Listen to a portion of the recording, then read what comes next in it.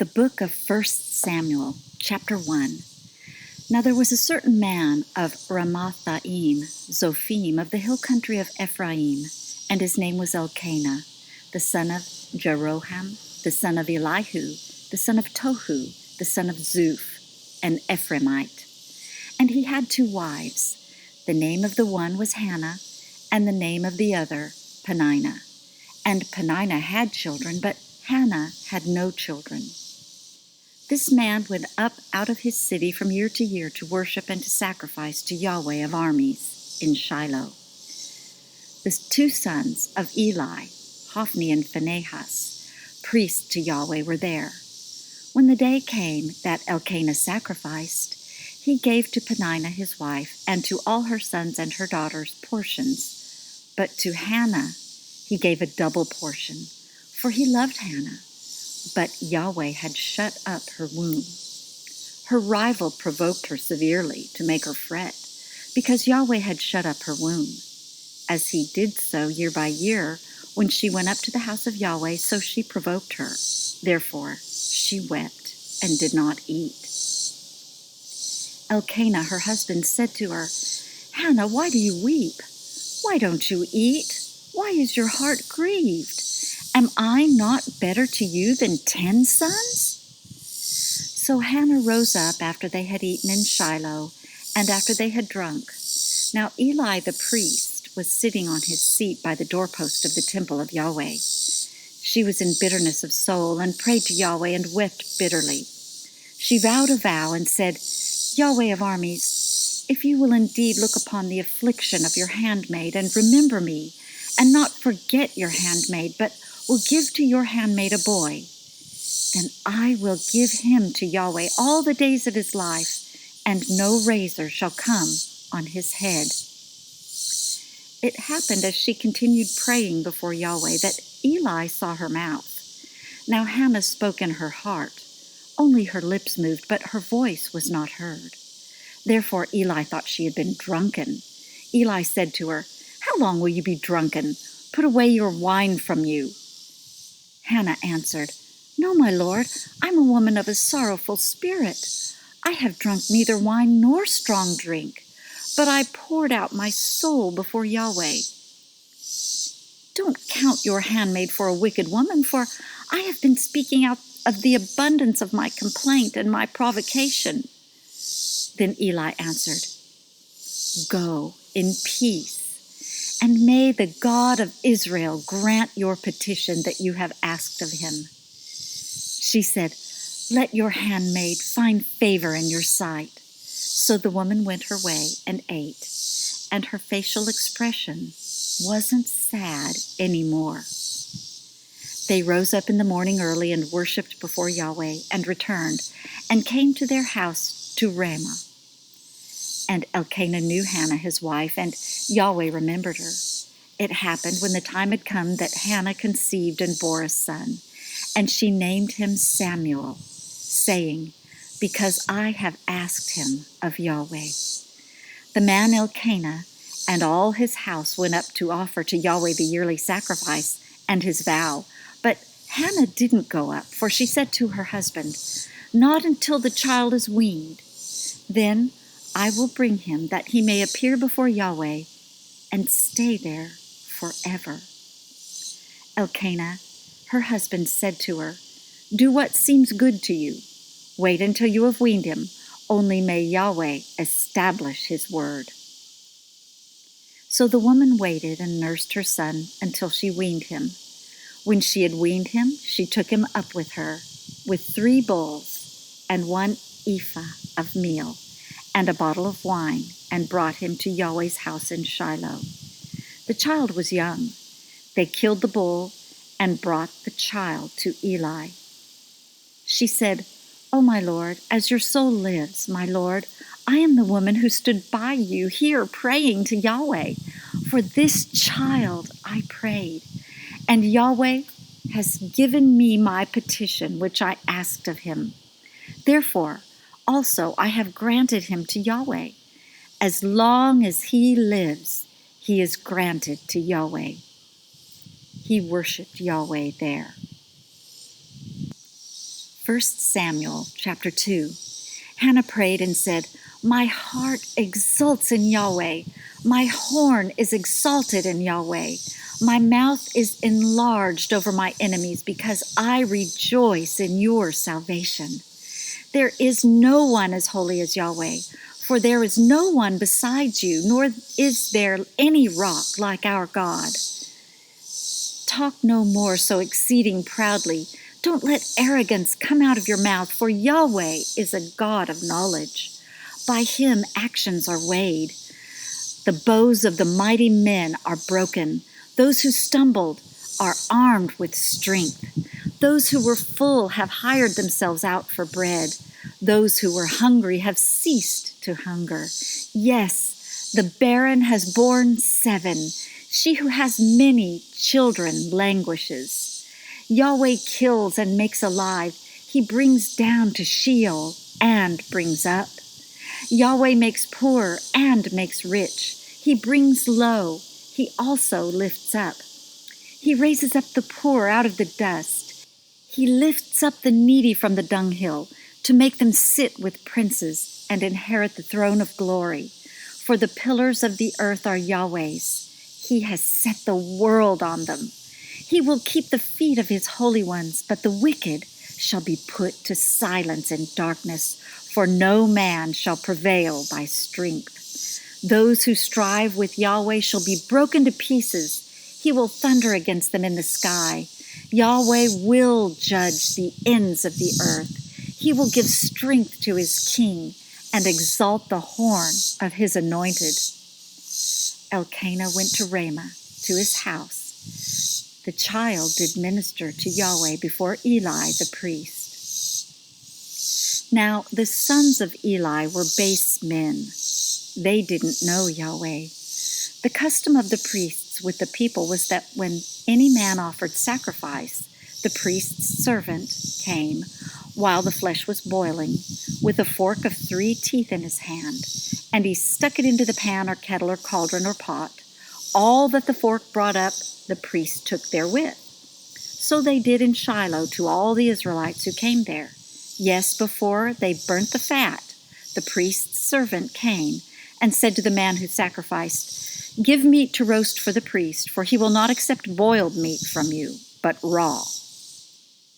If the man said to him, "Let the fat be burned first, and then take as much as your soul desires," then he would say, "No, but you shall give it to me now, and if not, I will take it by force."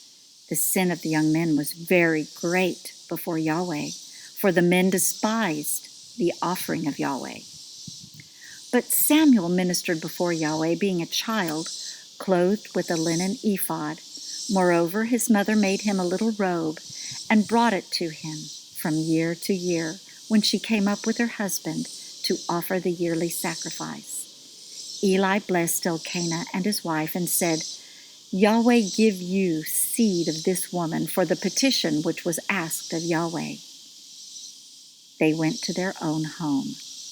Yahweh visited Hannah, and she conceived and bore 3 sons and 2 daughters. The child Samuel grew before Yahweh.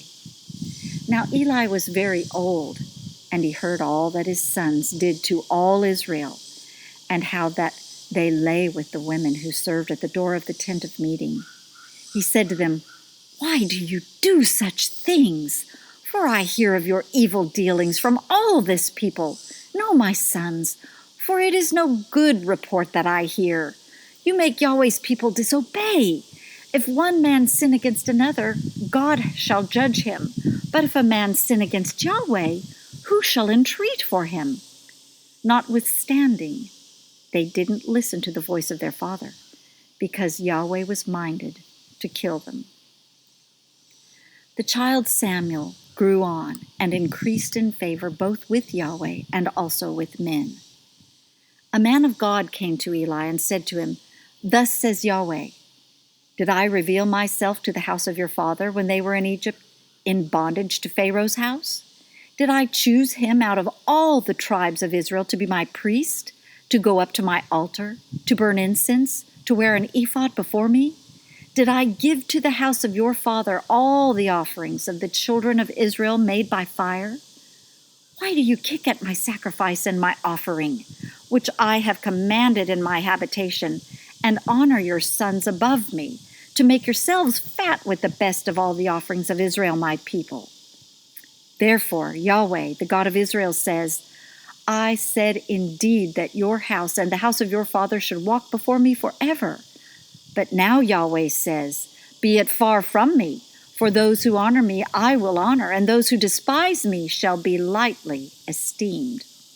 Behold, the days come that I will cut off your arm and the arm of your father's house, that there shall not be an old man in your house. You shall see the affliction of my habitation in all the wealth which God shall give Israel, and there shall not be an old man in your house forever. The man of yours, whom I shall not cut off from my altar, shall be to consume your eyes and to grieve your heart, and all the increase of your house shall die in the flower of their age. This shall be the sign to you that shall come on your two sons, on Hophni and Phinehas. In one day they shall both die. I will raise me up a faithful priest, that shall do according to that which is in my heart and in my mind.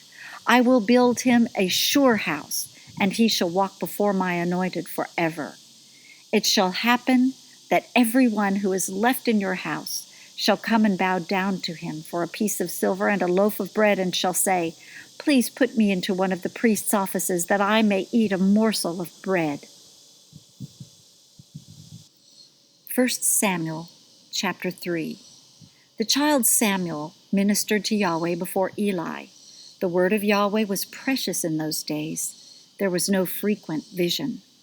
It happened at that time when Eli was laid down in his place. Now his eyes had begun to grow dim so that he could not see, and the lamp of God hadn't yet gone out. And Samuel had laid down to sleep in the temple of Yahweh, where the ark of God was. That Yahweh called to Samuel, and he said, Here I am. He ran to Eli and said, Here I am, for you called me. He said, I didn't call. Lie down again. He went and lay down. Yahweh called yet again, Samuel. Samuel arose and went to Eli and said, Here I am, for you called me. He answered, I didn't call, my son. Lie down again. Now Samuel didn't yet know Yahweh, neither was the word of Yahweh yet revealed to him. Yahweh called Samuel again the third time. He arose and went to Eli and said, Here I am, for you called me. Eli perceived that Yahweh had called the child. Therefore Eli said to Samuel, Go, lie down, and it shall be, if he calls you, that you shall say, Speak, Yahweh, for your servant hears. So Samuel went and lay down in his place. Yahweh came and stood and called as at other times, Samuel, Samuel. Then Samuel said, Speak, for your servant hears. Yahweh said to Samuel, Behold, I will do a thing in Israel, at which both the ears of everyone who hears it shall tingle. In that day I will perform against Eli all that I have spoken concerning his house, from the beginning even to the end. For I have told him that I will judge his house forever, for the iniquity which he knew, because his sons brought a curse on themselves, and he didn't restrain them. Therefore I have sworn to the house of Eli, that the iniquity of Eli's house shall not be removed with sacrifice nor offering forever. Samuel lay until the morning and opened the doors of the house of Yahweh. Samuel feared to show Eli the vision. Then Eli called Samuel and said, Samuel, my son? He said, Here I am. He said, What is the thing that Yahweh has spoken to you? Please, don't hide it from me. God do so to you and more also, if you hide anything from me of all the things that he spoke to you. Samuel told him every bit and hid nothing from him. He said, It is Yahweh. Let him do what seems good to him. Samuel grew, and Yahweh was with him, and let none of his words fall to the ground. All Israel, from Dan even to Beersheba, knew that Samuel was established to be a prophet of Yahweh. Yahweh appeared again in Shiloh, for Yahweh revealed himself to Samuel in Shiloh by the word of Yahweh. 1 Samuel chapter 4. The word of Samuel came to all Israel. Now Israel went out against the Philistines to battle, and encamped beside Ebenezer, and the Philistines encamped in Aphek. The Philistines put themselves in array against Israel, and when they joined battle, Israel was struck before the Philistines, and they killed of the army in the field about 4,000 men. When the people were come into the camp, the elders of Israel said, "Why has Yahweh struck us today before the Philistines? Let us get the ark of the covenant of Yahweh out of Shiloh to us, that it may come among us and save us out of the hand of our enemies." So the people sent to Shiloh, and they brought from there the ark of the covenant of Yahweh of armies, who sits above the cherubim. And the two sons of Eli, Hophni and Phinehas, were there with the ark of the covenant of God. When the ark of the covenant of Yahweh came into the camp, all Israel shouted with a great shout, so that the earth rang again. When the Philistines heard the noise of the shout, they said, "What does the noise of this great shout in the camp of the Hebrews mean?" They understood that the ark of Yahweh had come into the camp. The Philistines were afraid, for they said, "God has come into the camp." They said, "Woe to us, for there has not been such a thing before. Woe to us! Who shall deliver us out of the hand of these mighty gods? These are the gods that struck the Egyptians with all kinds of plagues in the wilderness. Be strong and behave like men, O you Philistines, that you not be servants to the Hebrews, as they have been to you. Strengthen yourselves like men and fight." The Philistines fought, and Israel was struck, and they fled every man to his tent. And there was a very great slaughter, for there fell of Israel 30,000 footmen. The ark of God was taken, and the two sons of Eli, Hophni and Phinehas, were slain. There ran a man of Benjamin out of the army and came to Shiloh the same day, with his clothes torn and with earth on his head. When he came, behold, Eli was sitting on his seat by the road watching, for his heart trembled for the ark of God. When the man came into the city and told it, all the city cried out. When Eli heard the noise of the crying, he said, "What does the noise of this tumult mean?" The man hurried and came and told Eli. Now Eli was 98 years old, and his eyes were set so that he could not see. The man said to Eli, "I am he who came out of the army, and I fled today out of the army." He said, "How did the matter go, my son?" He who brought the news answered, "Israel has fled before the Philistines, and there has been also a great slaughter among the people. Your two sons also, Hophni and Phinehas, are dead, and the ark of God has been captured." It happened when he made the mention of the ark of God that Eli fell from off his seat backward by the side of the gate, and his neck broke, and he died, for he was an old man and heavy. He had judged Israel 40 years. His daughter-in-law, Phinehas' wife, was with child, near to be delivered. When she heard the news that the ark of God was taken, and that her father-in-law and her husband were dead, she bowed herself and brought forth, for her pains came on her. About the time of her death, the women who stood by her said to her, "Don't be afraid, for you have brought forth a son." But she didn't answer, neither did she regard it.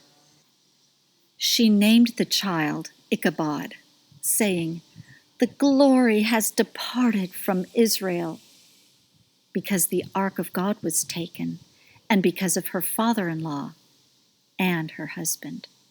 She said, "The glory has departed from Israel, for the ark of God is taken." 1 Samuel chapter 5. Now the Philistines had taken the ark of God, and they brought it from Ebenezer to Ashdod. The Philistines took the ark of God and brought it into the house of Dagon, and set it by Dagon. When they of Ashdod arose early on the next day, behold, Dagon was fallen on his face to the ground before the ark of Yahweh. They took Dagon and set him in his place again. When they arose early on the next day morning, behold, Dagon was fallen on his face to the ground before the ark of Yahweh, and the head of Dagon and both the palms of his hands lay cut off on the threshold. Only the stump of Dagon was left to him.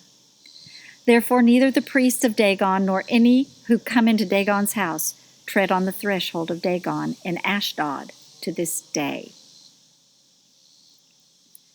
But the hand of Yahweh was heavy on them of Ashdod, and he destroyed them and struck them with tumors, even Ashdod and its borders.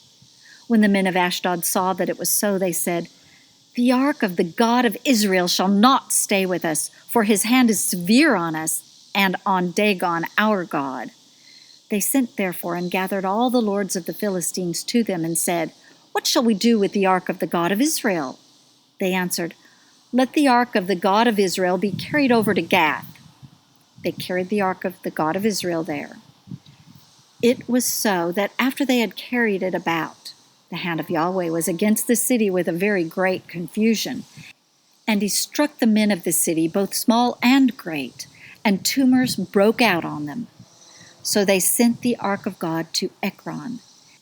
It happened as the ark of God came to Ekron that the Ekronites cried out, saying, "They have brought about the ark of the God of Israel to us, to kill us and our people."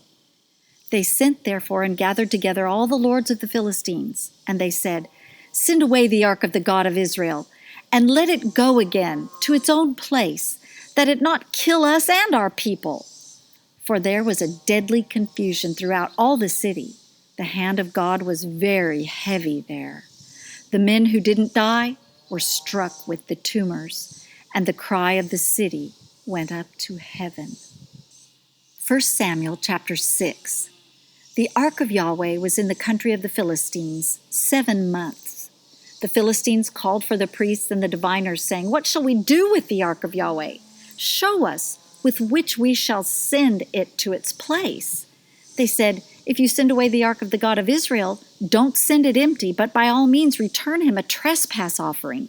Then you shall be healed, and it shall be known to you why his hand is not removed from you." Then they said, "What shall be the trespass offering which we shall return to him?" They said, 5 golden tumors and 5 golden mice, according to the number of the lords of the Philistines. For one plague was on you all and on your lords. Therefore you shall make images of your tumors and images of your mice that mar the land, and you shall give glory to the God of Israel.